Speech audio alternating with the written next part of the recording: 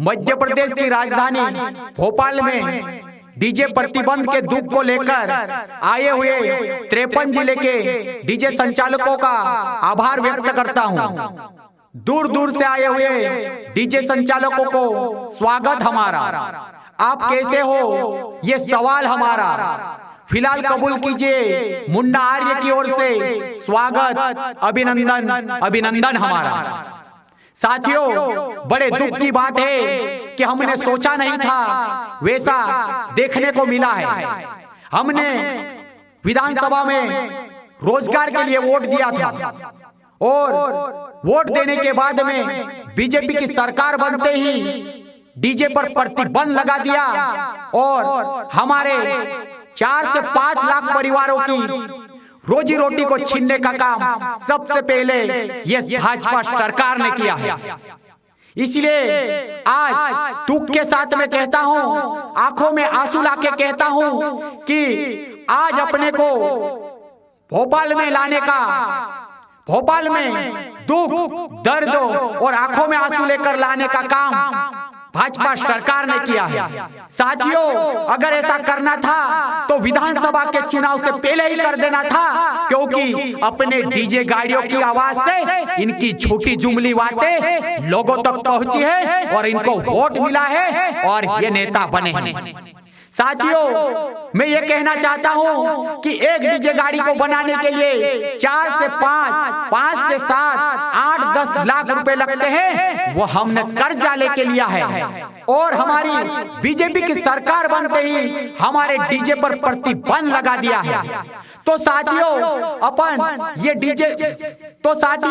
ये डीजे का कर्जा किस टाइप से चुका पाएंगे, ये हम इस सरकार से पूछना चाहते हैं। अगर तुम डीजे पर प्रतिबंध नहीं हटाते हो तो हमारे डीजे का सारा सामान लेने का काम तुमको करना पड़ेगा। कोई हमारा डीजे संचालक नहीं लेते हो और डीजे पर प्रतिबंध नहीं हटाते हो, कर्जे के कारण फांसी के फंदे पर झूलता है, तो उसका जिम्मेदार राज्य सरकार और केंद्र सरकार रहेगी। साथियों, इसके लिए बड़े दुख के साथ कहना चाहता हूं कि जिसे हम खुशियां देते हैं, जिस डीजे से हम लोगों को नचाते हैं, जिस डीजे से हम मंदिर मस्जिदों में आरती के लिए इस्तेमाल होता है, इस बुलंद आवाज को, इस आवाज को पहुंचाने वाले सिस्टम को, डीजे सिस्टम को हमारी राज्य सरकार ने इस पर प्रतिबंध लगा दिया है। ये बड़े शर्म की बात है, क्योंकि हमने सरकार बनाने से पहले, वोट देने से पहले ये नहीं सोचा था कि ये सरकार रोजगार देने के बजाय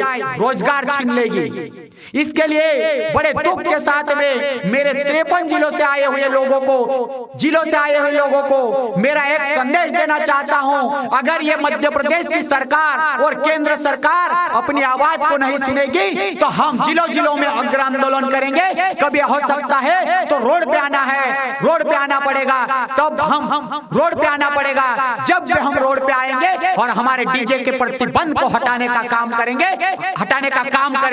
साथियों, एकता बनाए रखना, एकता में ताकत है। जब बच्चा रोता है तो माँ को पता चलता है कि मेरा बच्चा दूध के लिए रो रहा है। इस प्रकार से ये बात को ध्यान में रखना। बच्चे को रोते हुए देखकर माँ दूध पिलाने के लिए जाती है, वैसा अपने को हर समय पे हल्ला गुल्ला करना पड़ेगा, हर समय पे धरना प्रदर्शन करना पड़ेगा, हर समय पर आंदोलन करना पड़ेगा और डीजे प्रतिबंध को हटाना पड़ेगा। इसके लिए आप सबका सहयोग, मेरा सहयोग, अपनी एकता में ताकत दिखाकर इस डीजे प्रतिबंध को हटाने का काम करेंगे। जिस टाइप से माँ बच्चे को रोते हुए देखकर दूध पिलाने के लिए जाती है, ऐसी इस सरकार को पता चलना चाहिए, क्योंकि अगला चुनाव आ रहा है लोकसभा का। उसमें अपन दिखा देंगे कि तुमने हमारे डीजे प्रतिबंध को हटाया नहीं, तो भुगतान देख लोगे और हमारे वोटों की कीमत जान लोगे।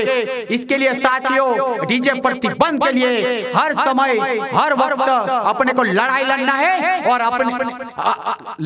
है और इस डीजे प्रतिबंध को हटाना है और इस सरकार को बोलना है कि हमारा डीजे प्रतिबंध जब तक नहीं हटता है और हम डीजे प्रतिबंध जब तक नहीं हटता है तब तक हम आंदोलन करते रहेंगे, क्योंकि हमारे डीजे गाड़ी से 10 से 15 परिवार का पालन पोषण होता है। अरे सरकार, तुम जरा सुन लो, क्योंकि रोजगार देने के बजाय रोजगार छीन रहे हो, किसी की रोजी रोटी छीन रहे हो, उसका कर्जा चुकाना पड़ेगा। उसका कर्जा क्या होता है आज नहीं तो कल देख लोगे, क्योंकि सामने लोकसभा चुनाव आ रहा है। डीजे प्रतिबंध हटाना पड़ेगा, हटाना पड़ेगा, हटाना पड़ेगा। हम किसी से भीख नहीं मांगते, क्योंकि हमारा ये अधिकार है, क्योंकि हमने हमारे खुद के पैसों से हमने रोजगार खोला है। इसके लिए साथियों, एकता बनाए रखना। पूरे 53 जिले वाले जितने भी तहसील लेवल हो, गांव लेवल हो, शहर लेवल हो, संभाग लेवल हो, सभी साथियों एकताएं बनाए रखना। डीजे का प्रतिबंध जब तक नहीं हटेगा तब तक अपन लड़ाई लड़ेंगे।